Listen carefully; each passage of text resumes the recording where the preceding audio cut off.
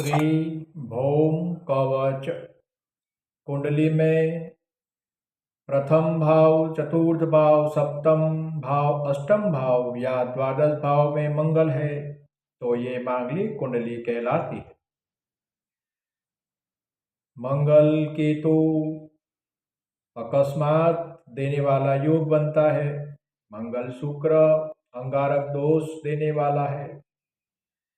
तो अगर कुंडली में इस प्रकार के योग है तो भौम कवच का पाठ करें, श्री गजानन गणाधिपति महाराज के दर्शन करें। हर मंगलवार के दिन गेहूं का दान करने से मंगल देवता की कृपा साधक पे उतरती है और उसका जीवन मंगलमयी होता है। कवच पाठ।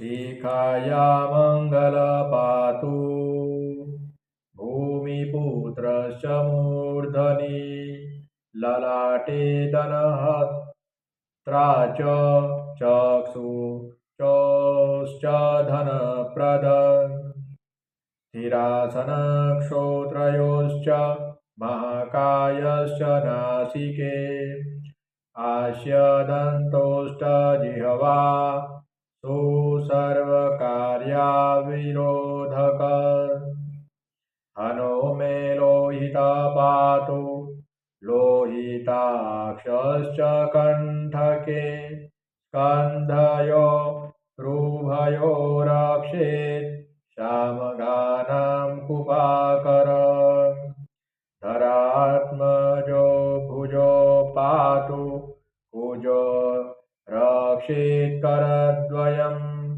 भौमो मे हृदयं पातु भूतिधतु ततोदरे भूमिनन्दना भवतु भूये त्वं गारकस्तथा पूर्वो मम रक्षेज्जान् वो रोगापहारकम्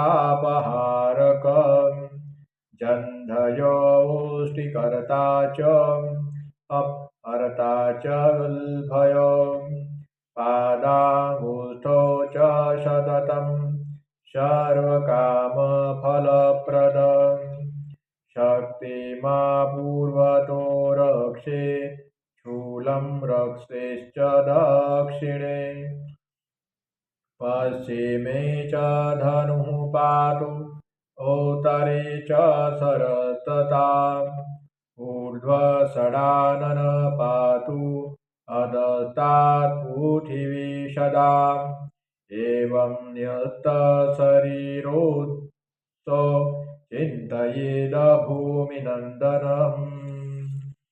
ॐ भो भौमायै नमः। ॐ भो भौमायै नमः। ॐ भो भौमायै नमः।